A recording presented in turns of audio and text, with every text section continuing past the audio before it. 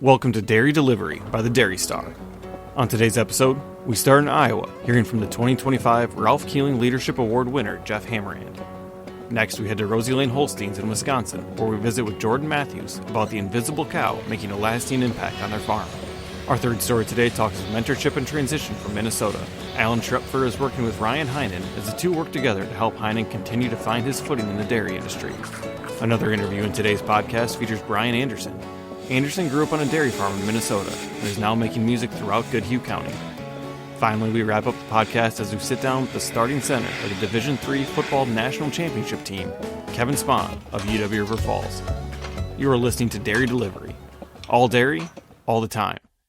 And we'd like to thank today's sponsor, Farm First Dairy Cooperative. This is Jeff Ditzenberger, the Director of Communications and Member Services here at Farm First Dairy Cooperative. What is Farm First Dairy Cooperative? We are a member cooperative that does test verification. We also do tank calibration. We have member support where we support member events and farm tours and partner with local industry and dairy promotion. We also have policy advocacy. Farm First represents farms in Wisconsin, Minnesota, South Dakota, Michigan, Iowa, Illinois, and Indiana. This wide and diverse membership builds a strong voice of representation on dairy legislation and issues that affect your bottom line. And one of our biggest benefits, milk income loss benefits. If you'd like to have more information about Farm First Dairy Cooperative, give me a call, Jeff Ditzenberger, 608-214-9137. Again, Jeff Ditzenberger, Farm First Dairy Cooperative, 608-214-9137. I'm Dan Walker. And I'm Michelle Stengler, and we're your reporters with Dairy Star, bringing you the latest in the dairy industry, including hearing from farmers across the Midwest and beyond. Well, Dan, it's pretty cold outside. Yeah, I'd say we've got a little bit of that Arctic blast coming down. It's been never fun when you wake up and it's consistently negative. When there's a dash in front of the numbers, it always sets the tone a little bit, maybe a little bit more negatively than you hope. That was a pun. Maybe more negatively than you hope for the day. So.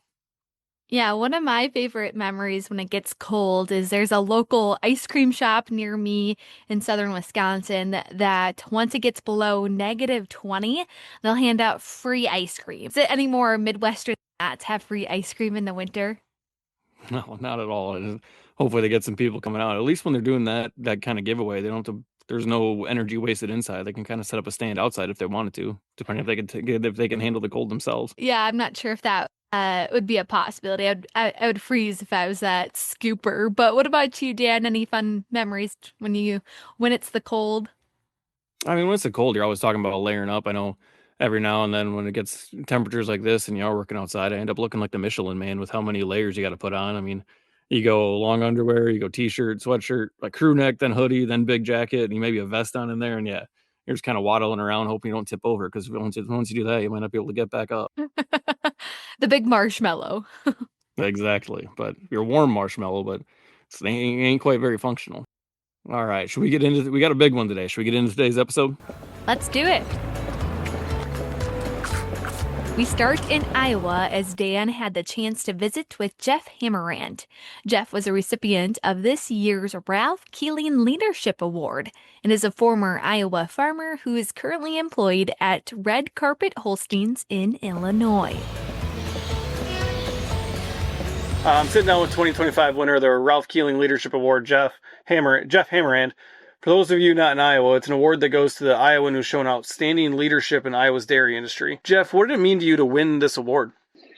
I'm honored to win this award. I was before I got to the awards thing that day, but after seeing who in Iowa had won it before me, dating all the way back to 1967, there were several people on that list that I truly consider a mentor or somebody that has blazed a trail in Iowa's dairy industry. So to win it was humbling, and I'm very appreciative of it.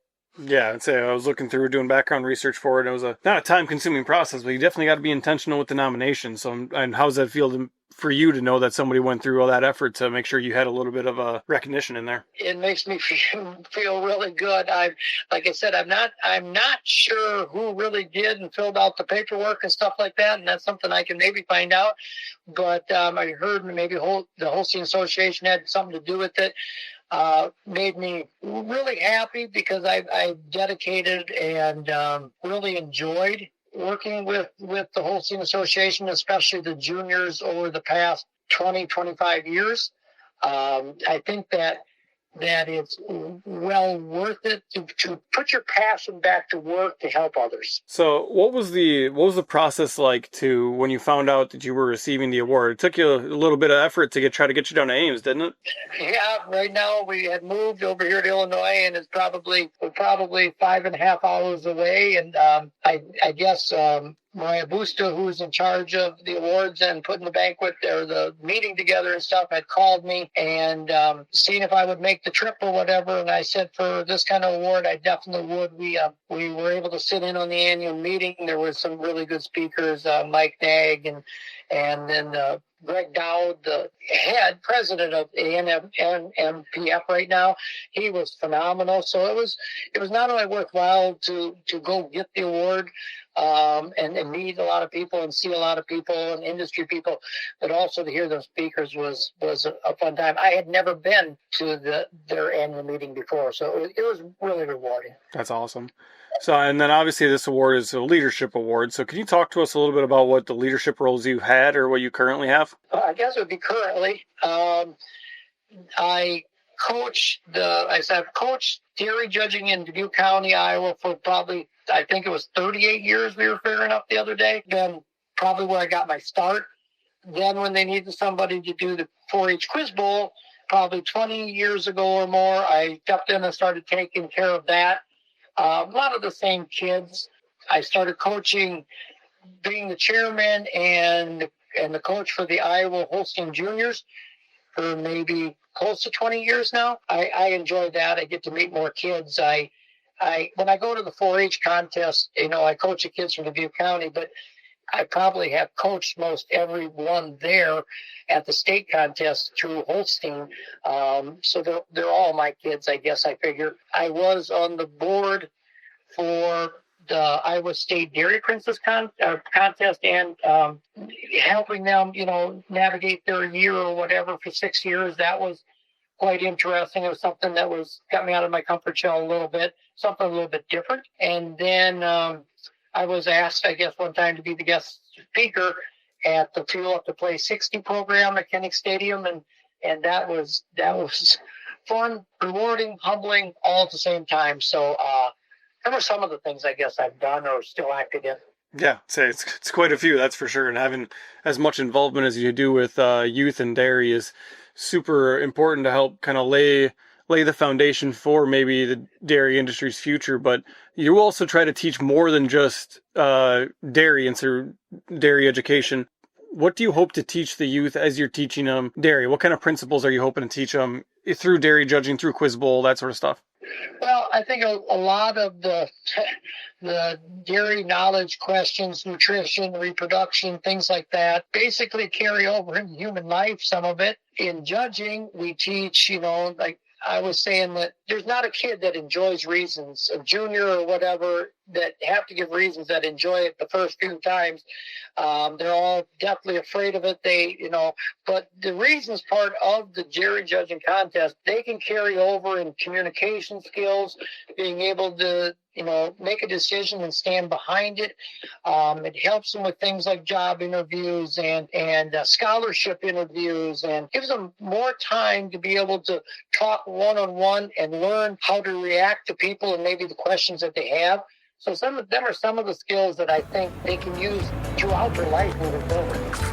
Jeff Ditzenberger here with Farm First Dairy Cooperative. Are you a high school junior or senior who's thinking about extending their education past high school? Did you know that if your family is a Farm First Cooperative member, that you're eligible for a scholarship? And it doesn't matter if you're attending a 4-year, 2-year, or short course for that education. And it doesn't even have to be related to agriculture. You are eligible as long as your family is a Farm First Dairy Cooperative member. Give me a call to find out more. 608-214-9137. Farm First Dairy Cooperative, where we put members first.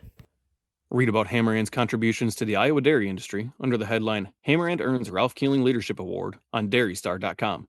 Our next story today has one of our Wisconsin reporters, Stacy Smart, visiting with Jordan Matthews of Rosy-Lane Holsteins in Watertown, Wisconsin. Jordan talked about the goals of their farm and how their mission statement of great people, great cows, great returns is personified in a cow that is on her 12th lactation at 14 years old. And Jordan, I understand you recently had a cow give birth to her 15th calf at Rosy-Lane, and that's really amazing. Can you tell me a little bit more about this cow? Yeah, so it kind of, I guess, surprised us or caught us by, yeah, I guess just surprise is the right word. Just kind of what we would call an average cow, and a cow that doesn't stand out unless you're sitting at, the computer looking at her data. We always say we want to breed a trouble-free cow, and the cows that get in trouble are the ones that you usually notice, right? They're the ones that you got to breed multiple times. They're the ones with a lot of foot issues that the hoof trimmer remembers their number, or an animal that's routinely sick or has fresh cow issues. You remember those, but a cow that is middle of the pack on her way to the parlor, not the first one in the parlor, not the last one. That's kind of where this cow fits. So yeah, when you look at her, she's not the shiniest cow out there. She's holding up, certainly after 15 calves. She looks great, but just kind of a quiet cow, keeps to herself, and it seems like she's always hanging out in the farthest side of the pen when we look at her or go to kind of see what she's up to. But moderate sized cow, not too big, not too small. She can hold her own if other cows want to give her trouble. But really an average cow, other than, she's got quite some impressive numbers. Okay, so it sounds like those are the secrets to her success, kind of staying out of trouble and doing her, minding her own business type of animal. And so she's had all bulls up until this point, right? This was her first heifer calf?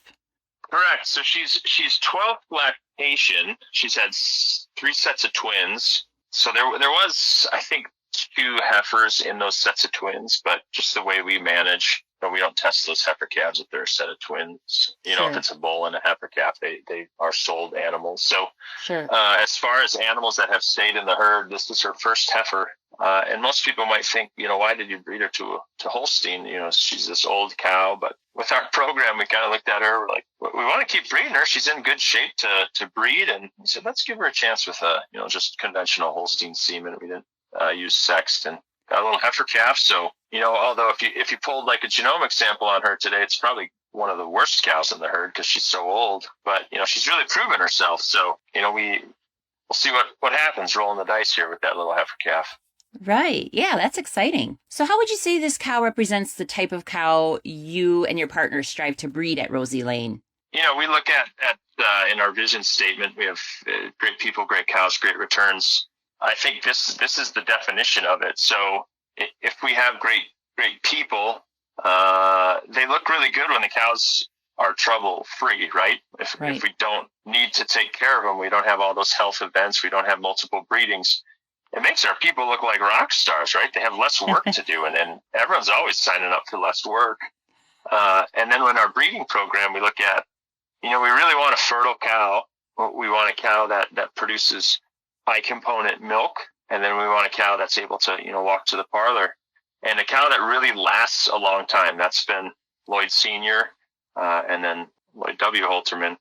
That's been their breeding philosophies for a long time. They're not making the mating decisions anymore, but we certainly think that was the right decision. We haven't really changed our mind on that. An older cow is certainly better for our herd. They're more profitable. They've paid their bills. And if you can get a low maintenance old cow, there's nothing better than that. Sure. And you have numerous cows in their 9th, 10th, and 11th lactations. And so what are some of the ways that's made possible at your farm? I always think of, I kind of look at the system on most farms is what incoming pressure have you created to kick animals out of your farm? So, if you have a lot of heifers coming into your system, you have to look for animals to exit the herd, right? You only have so many stalls. You have only so many places in the barn. We really don't have a lot of pressure. We don't raise a lot of heifer calves. We're comfortable with a really low pull rate. So with that, we've been able to extend some lactations because we're not really good at selling cows for dairy. Every calf that's born on our farm, we want to raise it and we want to milk it. So we know our management style has not been to raise heifers to sell them for dairy. It's just, I don't know, we're not good at that. We want to keep everything. But if we don't have that pressure from incoming, first lactation heifers to kick out, most people kick out the oldest cow in the herd or cow that's not milking. We have a little less pressure, so we can give these cows a chance to go for a lot longer. And really, if we have a pregnant cow that makes it to the dry period, we're going to give her that chance. It doesn't matter what lactation she's in. And so fertility is just huge. This cow that just hit her 12th lactation, she just turned 14 years old, and we calve in at 2 years old. So you look at that, and it's a perfect 12-month calving interval, which is actually better than our goal. We want to hit 13 for sure as a herd average. So I think we looked at it the other day. For 15 calves, she's used 14 units of semen. So it's like, It's very efficient. extremely efficient, right? Like you wish you could get that a little more often. But that's what happens with those, those 9th, 10th, 11th lactation cows. They're just they're fertile. They're staying up on their feet, and they deserve a spot in the barn if they can do that. This is Jeff Ditzenberger with Farm First Dairy Cooperative. At Farm First Dairy Cooperative, we put members first. One of the ways that we do that is a unique benefit called the Milk Income Loss Program. This program will assist you as a member financially if you incur a milk loss due to lightning, electrocution, loss of power, fire, windstorm, or other acts of nature that you cannot control. Interested in finding out more? Give me a call, Jeff Ditzenberger, at Farm First Dairy Cooperative at 608-214-9137 and find out how Farm First Dairy Cooperative puts members first. Read about Rosy-Lane Holsteins and their cow that continues to surpass expectations under the headline 5435, The Invisible Wonder on dairystar.com. What a legacy cow to stay around that long and have so many calves. Mm-hmm. I know, listening to the story, just one, her productivity and her longevity, but also just being that cow that's just super consistent and doesn't stand out, but is so productive in their herd. It's an awesome story. Yeah, what a special cow. Well, our third story here today features Mark Klopacki from our Minnesota team, who visits with Alan Trupfer and Ryan Heinen. Alan knows the kind of role a good mentor can play in helping young farmers. In order to repay the mentors he had when he was first starting, Alan is helping Ryan carve his own role in the dairy industry as the pair begin working towards ownership transition. Talk a little bit about your emotions when you finally got back around here and you got to a farm where you thought, well, this is going to be my chance, and then got back to family and mom and dad and all that. That must have been pretty. What was that emotions like for you? Yeah, I've been working to try to farm on my own for a long time. I think I started actively trying 11, 12 years ago. But this farm has got everything I've really been looking for. The location. I also really like wildlife. The Sauk River is part of the farm, and growing up in St. Joe, we canoe all the time on Sauk River, and the farm that my grandpa grew up on, where I would spend some time. The Sauk River runs through that farm too, and so I thought that was kind of cool. Yeah, it's got some really nice oak woods. It's got good soil. It's got a little bit of everything, I think, and then pretty quiet dirt road. So.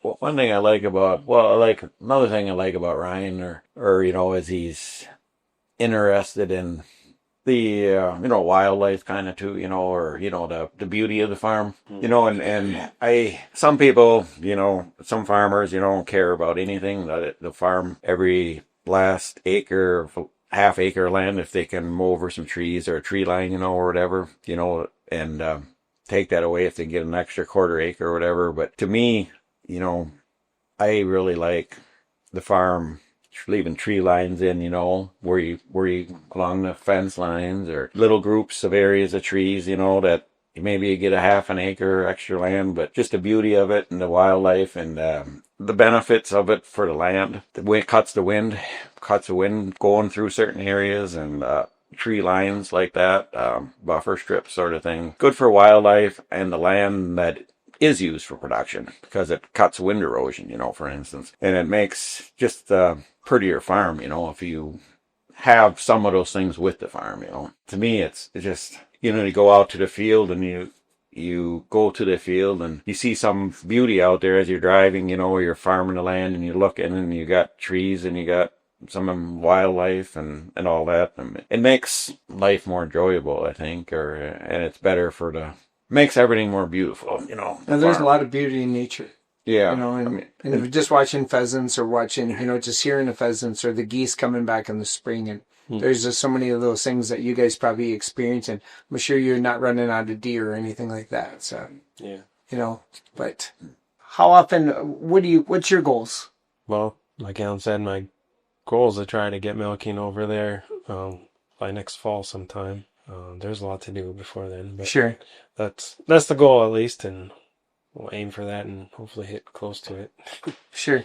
And then if that ever happened, you'd continue to milk here then too, wouldn't you? Yeah, I plan on. I'm hoping to get somebody to take over this place too. Sure. I know because I'm can't do this that much longer, so it's I'm gonna I'm also thinking ahead to that too, and with the idea of whoever is gonna be here. Well, I'm here now, for the meantime, but none of us live forever, so I'm hoping to I'd like to see two separate farms going again here, making a living. Businesses keeping going, Sure. and Two separate organic farms where they have their own a decent land base to be able to farm and stuff. yeah, and so that's what I'm hoping for, and I hope Ryan fits that place over there. That works out, and I'll be hoping to think the same thing can happen here, and so and then I'm hoping that whoever's here and over there, that they can work together between the two of them to help each other out to make it more feasible, to make it possible. Sure. Because they're so close, you can walk, even in the dead of the winter, you can walk almost from here to there, if you dress up, Read about Alan helping open the door into the dairy industry with the headline, Paying His Mentorship Forward on dairystar.com. I really like that story too, because it's about farm transition, but it's not the family transition that you hear of all the time. It's really cool to have somebody who's helping pave the way for other people who aren't on a farm currently, help get their foot in the door a little bit. That was a really cool one. Next up, one of our Minnesota reporters, Amy Kylo, spoke with Brian Anderson, who grew up on his family farm in Red Wing, Minnesota. On the weekends, when he's not helping out on his family's 110 cow dairy, you can find him playing music, country, and a little rock at local bars throughout Goodhue County. Let's hear from Brian about his experience making music and farming. I grew up on the dairy farm. Started playing guitar when I was about 7 years old. Stole it from my sister. And kind of just been playing guitar, drums, bass, piano, banjo, anything that makes noise ever since. And started getting really interested in recording music and making my own. And went down to Nashville and did a couple things down there. And here we are. I love that. Yeah. So you grew up in this farm. Tell me a little bit. The farm's been in your family a long time. Tell me a little bit about how long it's been the family, how many cows you guys milk, some of those details. Yeah, the farm started in 1896. I believe it was my great-great-grandfather. We milk right now, I'd say anywhere from 110 to 115. I don't know if it's ever been more than maybe 130 in my lifetime, but it's been pretty consistent. So that's what we got going for us. I love it. And then you also work full-time off the farm. Tell me a little bit about your involvement here on the family dairy. Yeah, I have a full-time job in town. But whenever fall time rolls around, I'm always operating a combine or a grain cart, chisel plowing into the wee hours of the morning most nights. If not that, if the old man and my mom go on vacation, I'll take the week and help milk cows while they're gone, and just here and there stuff all the time. It's kind of nice to have a little break from full-time job, come back. And you talk about so you play music. Tell me a little bit about kind of how often are you performing, what and give people a little taste of what they might experience at one of these shows. Yeah, I on a good weekend, sometimes it's a Thursday, Friday, Saturday. Sometimes it's a Friday, Saturday, Sunday. I try to aim to get at least Friday and Saturday. Sometimes it's usually 2 to 3 days a weekend, if not every other weekend. And it mostly when I play, it's at bars, a few nicer places. If you go around the surrounding states, I guess. Usually I do a lot my country bit.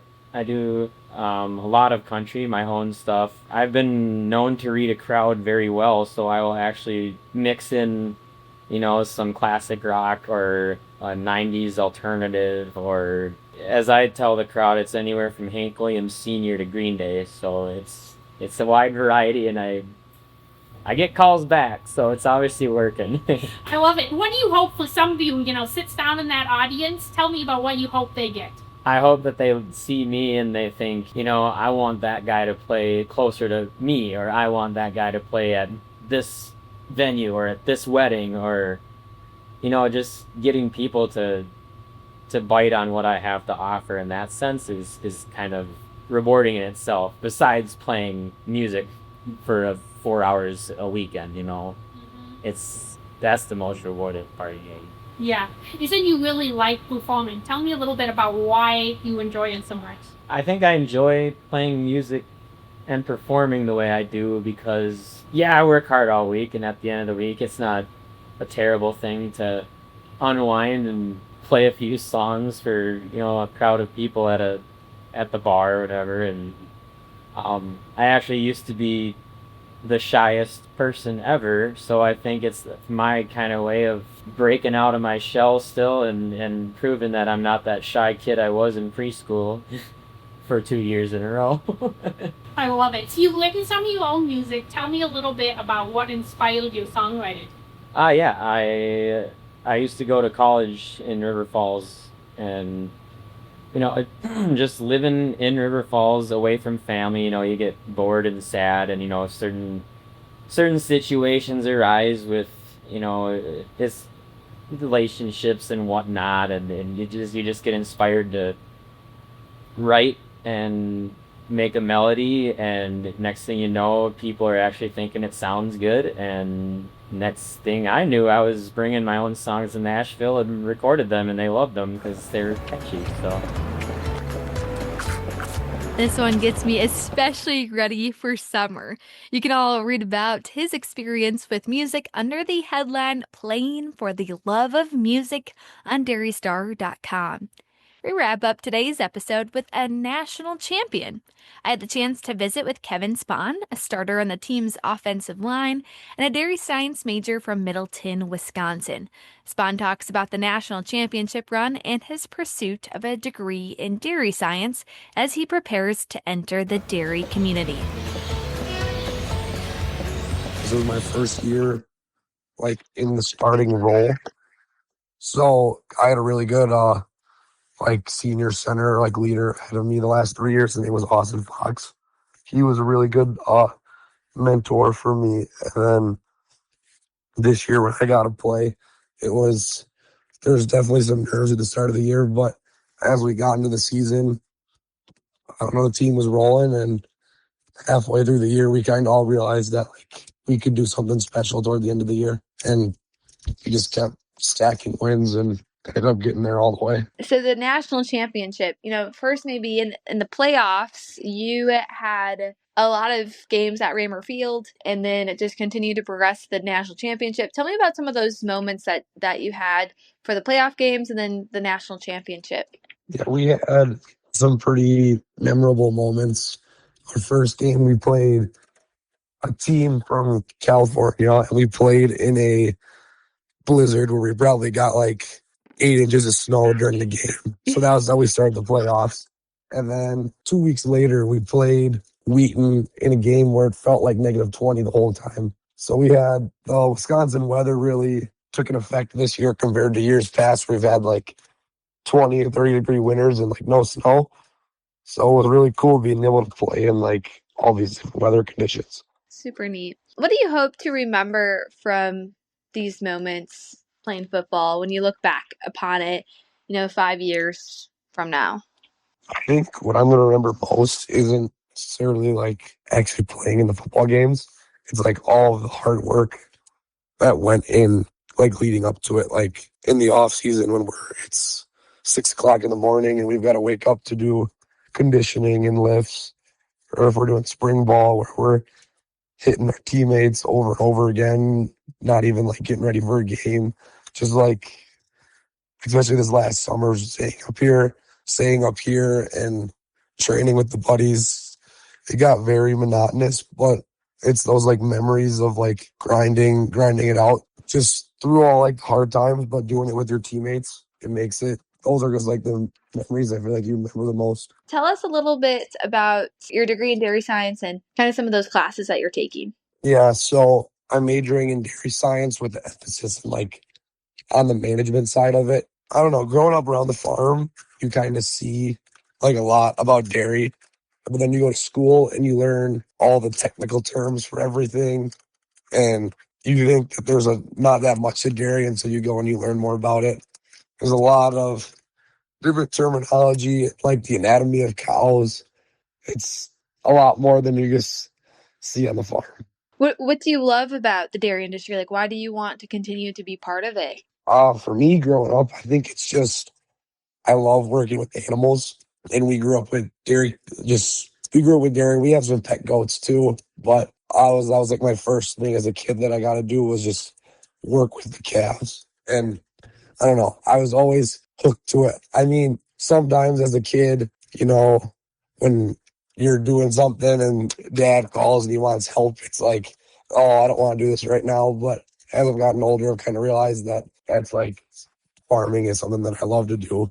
I don't know. It's just like the freedom too of just like being out in the country and just kind of, at least with our family farm, like being your own boss. But I don't know. As a kid, sometimes it got to be a hassle, but as I've gotten older and I get to like actually choose farming, I've kind of just always loved when I got to go home from school and help my dad out. What would you say to that younger person who is looking up to you? What advice would you give them? I guess my advice would be like it may be tough at first, but like growing up as a farm kid, like that's like embedded into you that like things aren't gonna come easy. So don't feel like don't feel like if you grow up as a farm kid that like that has to be your identity. If you talk to your family, I'm sure they're more than gonna be supportive of you doing both because football is good for your body. So just playing any sport will. But yeah, my advice would just be don't feel like you have to be one thing. You can be both. And just because it's not going to be easy right off the rip doesn't mean you need to quit. Just stay with it. That's kind of, I don't know, that was kind of my mindset growing up was just like, you may not be like better than everybody, but you can outwork everybody because hard work can outbeat talent if you just put your head down and work. Read more about Spawn's involvement with dairy under the headline Playing Football to Farming on dairystar.com. We'd like to thank today's sponsor, Farm First Cooperative. Farm First represents farms in Wisconsin, Minnesota, South Dakota, Michigan, Iowa, Illinois, and Indiana. This diverse membership builds a strong voice of representation on dairy legislation and issues that can affect a farm's bottom line. If you'd like more information about Farm First Dairy Cooperative, call Jeff Ditzenberger at 608-214-9137. That's Jeff Ditzenberger, 608-214-9137. Well, Dan, in the latest issue of the Dairy Star, there are so many stories to read. This issue's Our Side of the Fence features milk callers from around our readership area about how they started in the industry and some of the unique aspects of their career. Now, I thought this one was a really interesting one because we had a lot of different experience from different milk callers, from a kid who's kind of just starting out to people who have been in there a lot of years. Like the shift in technology and everything they've all been able to see or have worked with is really cool. So, and growing up on a dairy farm, we have a really long driveway, so I always commend the milk truck hauler who could turn around on our farm, and even in the winter months especially. So a really cool feature. So that's something that can't be overstated, is how well they need to be able to back up, especially on some of those narrower country roads. So another story we have features Lexi Anderson. Lexi was featured in a story in August of 2024 where she was awaiting a heart transplant. Now she's a year removed from that transplant as a 13-year-old figures out what her new normal is as she continues her journey on the road to recovery. Just a special individual, one of the many neat features we have in this issue of the Dairy Star. One more story features a high schooler from Westby, Wisconsin. Jed Olson completed his SAE grant application with some encouragement from his new agriculture teacher, Amanda Herman. He's one of the first from Westby to earn the full amount for the grant and use it to continue to expand his own herd of cows on his family's farm. Find more stories in next week's Dairy Star newspaper. Then come back to the Dairy Delivery on Spotify, Apple Podcasts, or wherever you listen to podcasts to hear more of those stories. Rate and subscribe, and if you or someone you know is interested in being featured in the Dairy Star or on Dairy Delivery, reach out to us at dairydelivery@dairystar.com so we can continue sharing all dairy all the time.